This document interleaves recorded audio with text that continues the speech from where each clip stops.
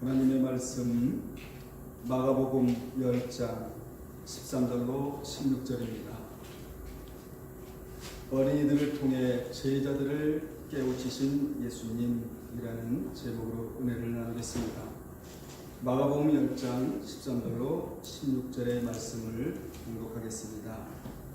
사람들이 예수께서 만져주심을 바라고 어린아이들을 데리고 오매 제자들이 꾸짖거늘 예수께서 보시고 노하시어 이르시되 어린아이들이 내게 오는 것을 용납하고 금하지 말라. 하나님의 나라가 이런 자의 것이니라. 내가 진실로 너에게 이르노니 누구든지 하나님의 나라를 어린아이와 같이 받들지 않는 자는 결단코 그곳에 들어가지 못하리라 하시고 그 어린아이들을 안고 그들 위에 안수하시고 축복하시니라. 아멘. 살아계신 하나님, 수요예배로 모이게 하시고 말씀을 통하여 깨달음 받게 하시며 기도하게 해주심을 감사드립니다. 이 시간 하늘문을 여시고 저희들이 드리는 예배를 받아 연락하여 주옵소서. 예수님의 이름으로 기도합나이다. 아멘.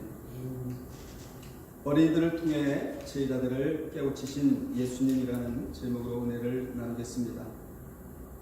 본문은 예수께서 예루살렘을 향해 가실 때 사람들이 어린아이들을 예수께 데리고 오자 제자들이 예수께 어린아이들을 데리고 온다고 꾸짖는 것을 보시고는 예수께서 그 어린아이들이 내게 오는 것을 용납하고 금하지 말라고 하시고는 그 어린아이들을 일일이 축복하시면서 그 어린아이들을 통해 제자들이 해야 할 일들을 실물 교육을 통해 깨우치신 내용입니다. 예수께서 실물 교육을 통해 깨우친 것이 무엇입니까? 어린아이들은 어른들에 비해 마음이 순수해서 무엇을 알려주면 잘 받아들이듯이 너희도 내가 한 말을 잘 받아들여야 하나님의 그 나라에 들어가게 된다는 것입니다. 따라서 본문에서 주님이 중점적으로 하시는 말씀의 핵심은 하나님의 나라인데 바실레이아 투데우 하나님의 나라인데 그 나라에 들어가는 데 있어서 어린 아이같이 순수성을 잃지 말아야 한다는 것입니다. 어린 아이들의 특징은 무엇입니까? 순수하고 자기를 낮추고 다른 사람의 말을 잘 받아들이고 그리고 하나님의 나라를 받들고 신령한 말씀의 젖을 사모하며 잘 배우려고 하고 배운다로 살려고 하는 자들이 바로 어린아이들입니다. 이 자들을 본받으라고 본문에 말씀하고 계시는 것이죠. 그러면 당시 사람들이 어린아이들을 예수께 데리고 온 이유가 무엇입니까? 첫째, 그 당시 어린아이들의 장래가 불확실했기 때문입니다. 오늘날의 시대를 불확실 시대라고 말합니다. 그러나 우리에게는 불확실이란 없습니다. 주님 안에는 불확실이 없고 확실만이 있습니다. 주님으로 인해 확실하다고 믿는 자는 확실한 자가 되고 미래가 확실하다고 믿는 자는 미래가 열어지게 되는 것입니다. 주님은 불확실을 확실로, 불가능을 가능으로, 미완성을 완성으로, 미성숙을 성숙으로, 가난을 부요로 바꿔주시는 분이 바로 우리가 섬기고 사랑하는 주님이신 줄로 믿습니다. 두 번째, 그 당시 유아 및 어린이들의 사망률이 높았기 때문입니다. 그래서 사람들이 자기 자식을 주님께 데리고 가서 그분의 만져주심을 간절히 바랬던 것입니다. 이같이 부모들은 그 당시 어린 자녀의 장래의 문제와 생명의 문제에 대한 두려움이 있었기에 간절한 마음으로 내 자식을 주님 앞으로 데리고 가 그분이 내 자식을 만져주시면 내 자식들의 장래의 문제가 보장되고 생명의 문제도 보장되어질 것으로 믿었던 것입니다. 그들은 이러한 목적으로 자식들을 주님께 데리고 와서 만져주시기를 바랐던 것입니다. 오늘날도 주님이 안수해 주시면 치유가 일어납니다. 주님이 축복해 주시면 축복이 임합니다. 주님께 나오면 그를 주목하시고 외면하시지 않으십니다. 오늘 이 말씀을 남의 이야기만 들으시면 안 되고 나와 상관이 없다 이렇게만 들으시면 안 되고 오늘 이 시간 우리는 그 그 당시의 사람들과 그 당시의 사람들의 심정으로 돌아가 이 시간 믿음으로 여러분과 여러분의 자식들을 주님 앞으로 데리고 와서 만져주시기를 간절히 바라야 될 줄로 믿습니다. 히브리서 11장 1절의 말씀처럼 거기 어떤 말씀이 있죠? 믿음은 바라는 것들의 실체요 실상이요 보이지 않는 것들의 증거니라는 말씀처럼 말입니다. 우리의 믿음의 선진들이 믿음의 실체를 증거로 얻었듯이 말입니다. 우리는 본문에서 먼저 깨달아야 할 것이 있습니다. 그 깨달을 것은 인생은 누구나 주님의 만져주시는 역사가 있어야 한다는 것입니다. 오늘날은 말씀으로 만져주십니다. 여러분의 가정을 말씀으로 만져주십니다. 여러분의 심령을 말씀으로 만져주십니다. 하나님께서 환경을 말씀으로 만져주시는 하나님이신 줄로 믿습니다. 즉 인생은 주님의 터치가 있어야 합니다. 사도행전을 보면 곳곳에 인생이 한계 상황을 만났을 때 주님이 개입해 주신 것을 볼 수 있습니다. 아무리 어려운 상황에서도 주님이 개입해 주시면 역사가 뒤바뀌고 기적과 치유가 일어나며 상황이 종결되는 것을 볼 수 있습니다. 그렇습니다. 주님이 여러분의 삶과 자식들의 삶에 개입해 주시면 불확실이 없이 확실해지고 미래가 열어지며 그들의 어려운 상황은 종결되고 새로운 장이 열어지는 것입니다.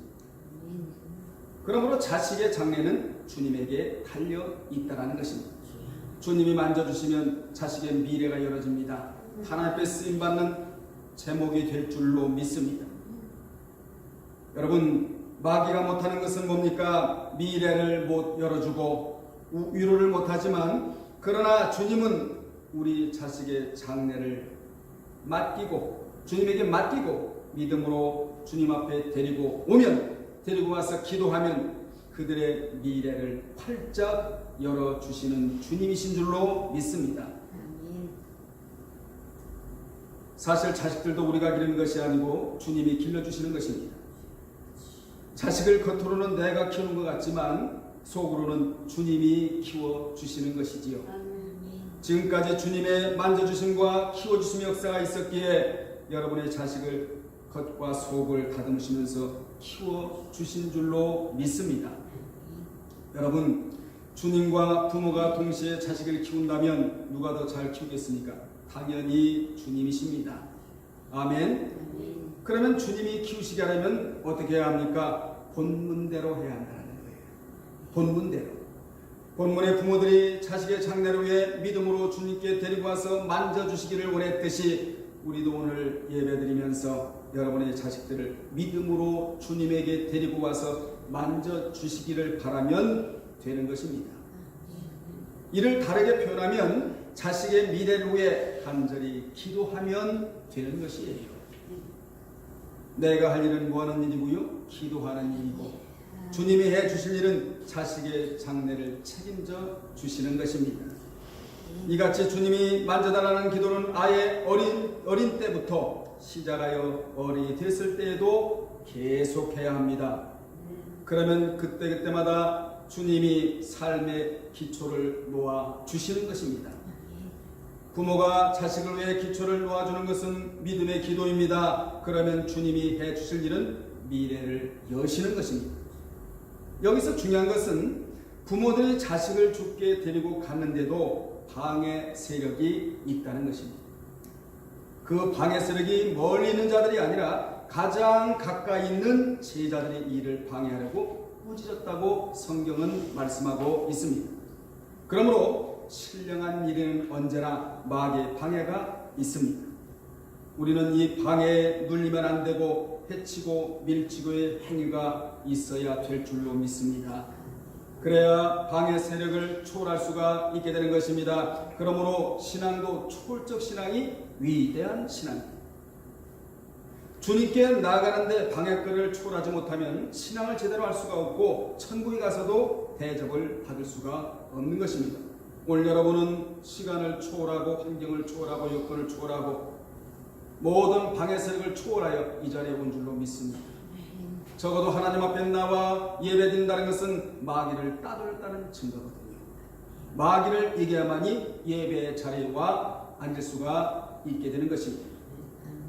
그러면 그 당시 상황을 구체적으로 살펴보면, 첫째, 사람들이 어린아이들을 예수께 만져주심을 바라고 데리고 왔습니다. 13절입니다.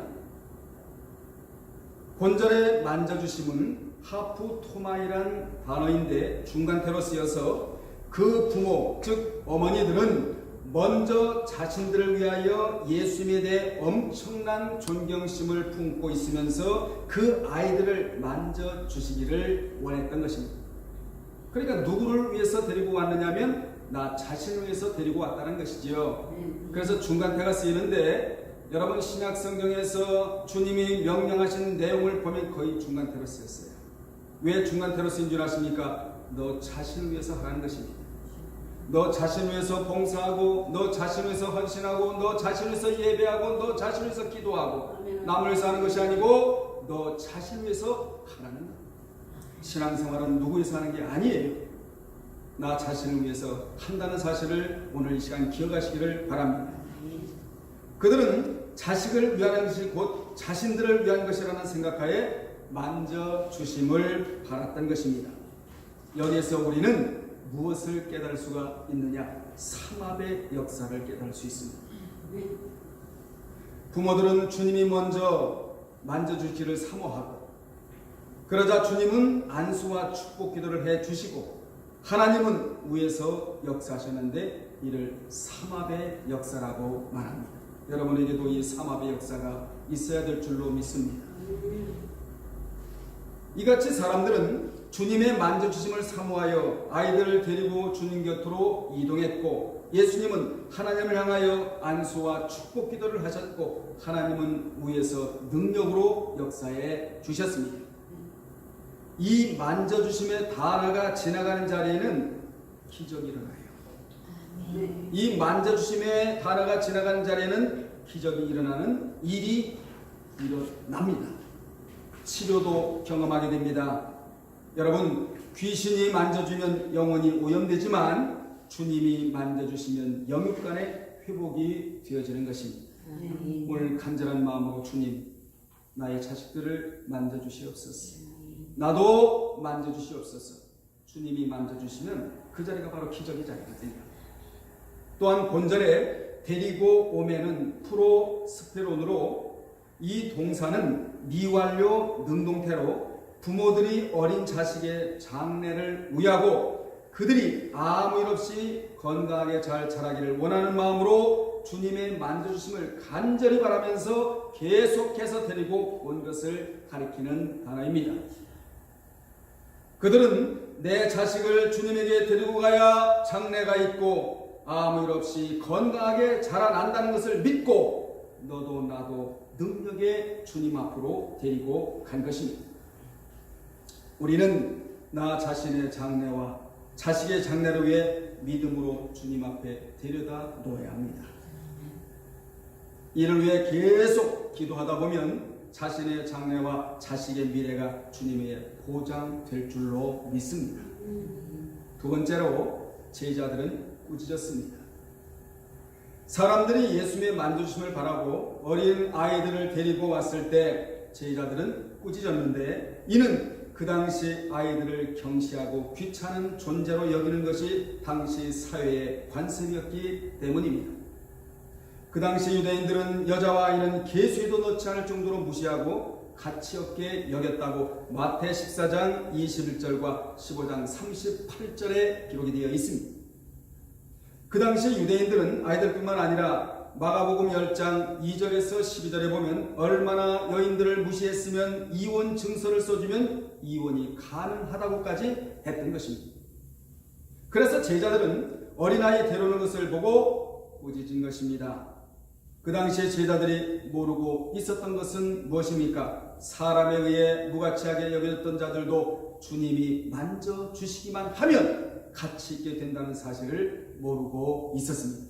주님이 만져주신 자는 전부 다 가치가 있는 자입니다. 아무리 가치가 없다 할지라도 주님의 손이 터치가 되면 그 자는 그 순간부터 가치 있는 자가 되는 것입니다. 우리가 주님 손에 만져지기만 하면 장래 걱정은 없습니다. 그래서 이를 위해 기도하라고 본문이 기록이 된 거예요. 이같이 믿는 자는 주님의 만져주심과 축복의 문제를 절대로 무시해서는 안 되는 것입니다. 본절에 제자들이 꾸짖다, 에피티마오, 꾸짖다는 비난하다, 견책하다, 꾸짖다라는 뜻입니다. 이같이 부모들은 자식들의 장래 문제와 그들이 건강하게 자라기를 바라는 마음으로 주님께 데리고 와서 만져줄 것을 간절히 바랐는데 오히려 제자들은 그들 향하여 꾸짖었던 것입니다. 이같이 인생을 깊이 도울 수가 없고 오직 주님만이 인생을 진정으로 도울 수 있다라는 교훈을 받을 수가 있습니다. 사람은 의지 대상이 아니에요. 사람은 사랑의 대상이고 존경의 대상은 될지언정 절대로 의지의 대상이나 숭배의 대상이 될 수가 없습니다. 그래서 성경은 나를 의지하라는 거예요. 하나님을 의지하라. 도울 힘이 없는 인생도 의지하지 말고 공급의 하나님, 창조의 하나님을 의지하라고 성경은 말씀하고 있는 것입니다. 오늘 여러분 주님을 의지하고 걱정, 의심, 염려, 재래를 뒤로 하고 하나님 앞에 기도하여 응답받는 시간이 되시기를 바랍니다. 세 번째로 주님은 제자들이 꾸짖는 것을 보시고 어린아이들이 내게 오는 것을 용납하고 금하지 말라고 14절에서 말씀하셨습니다. 예수께서 보시고 노하시어 이르시되 어린아이들이 내게 오는 것을 용납하고 금하지 말라. 왜냐하면 있습니다. 원문에는 왜냐하면 하나님의 나라가 이런 자의 것이니라 라고 말씀하셨는데 사람들이 만져주심을 바라고 어린아이들 데리고 오는 것을 본 제자들이 꾸짖자 이를 보신 주님은 그들 향하여 노하셨는데 본절에 노하시어 에가나 크테세는 분개하다는 의미를 지닌 단순 과거형으로 이는 깊은 감정에 관한 강조어입니다. 제자들이 어린아이를 주님께 데리고 오는 것을 막는 것 자체가 죄가 된다는 것입니다.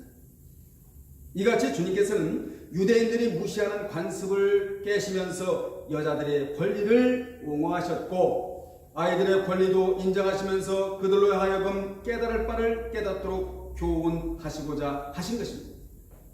이같이 주님은 제자들이 어린아이들을 정당하게 대하지 않는 것을 보시고 분노를 나타내신 후에 그들이 내게 오는 것을 용납하라, 허락하라, 명령형 과거 능동태로 쓰여서 주님은 계속하여 그들이 오는 것을 용납하라, 방해하지 말라고 하셨습니다. 왜 그러셨습니까? 주님에게 와야만이 살아나는 역사가 있거든요.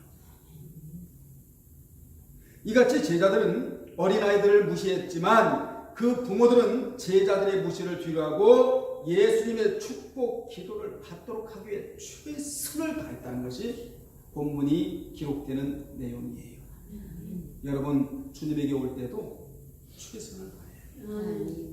하나님이여 오늘 제가 가서 예배할 때 말씀으로 하나님을 뜨겁게 만나길 원하나요? 이게 최선을 다하는 것입니다. 오늘 제가 기도할 때 기도의 향이 하늘 보좌에 그대로 올라가 응답받기를 원하나이다. 이것이 최선을 다하는 거 아니겠습니까? 하나님에게 나오는 발걸음은 최선을 다하는 발걸음이 되어야 되는 것입니다. 네 번째로 주님은 제자들에게 어린아이들과 같이 받들지 않는 자는 결단코 하나님 나라에 들어가지 못한다고 15절에서 말씀하셨습니다. 이 말씀은 어린아이가 천국에 들어가기 위해 하나님 나라를 받들라는 말씀이 아닙니다. 어린아이가 어떻게 하나님의 나라를 받들겠습니까? 본절에 받들지는 데코마이로, 그렇게도 유명한 데코마이라는 단어로 주님께서 하시는 이 말씀을 어린 아이들과 같이 잘 받아들여야 한다는 의미입니다. 그러니까 지금 전하는 이 말을 일생의 최고의 손님으로 받아들이라는 의미로 데코마이라는 단어가 사용된 것입니다.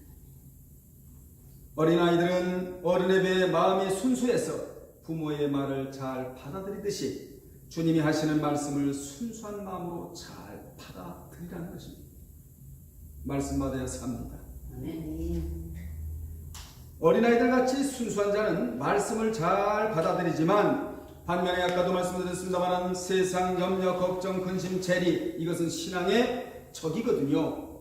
이 재리에 사로잡힌 자들과 영혼이 병든 자는 아무리 진리를 전해도 자신과는 상관없는 먼 이야기로 들릴 뿐입니다. 우리의 귀에 가장 소중하게 들려야 할 것이 있다면 그것은 바로 하나님의 나라에 대한 말씀인 줄로 믿습니다. 그래서 시편 119편 11절에 보면 믿는 자가 범죄치 않으려면 주의 말씀을 마음에 두는 수밖에 없다라고 기록이 되어 있어요. 말씀을 들으면 자기가 들은 말씀을 보존할 책임이 있다는 거예요. 여러분은 말씀 듣고 이 말씀을 흘려보내는 자가 아니라 마음에 보존하는 그런 분들이 되시기를 바랍니다.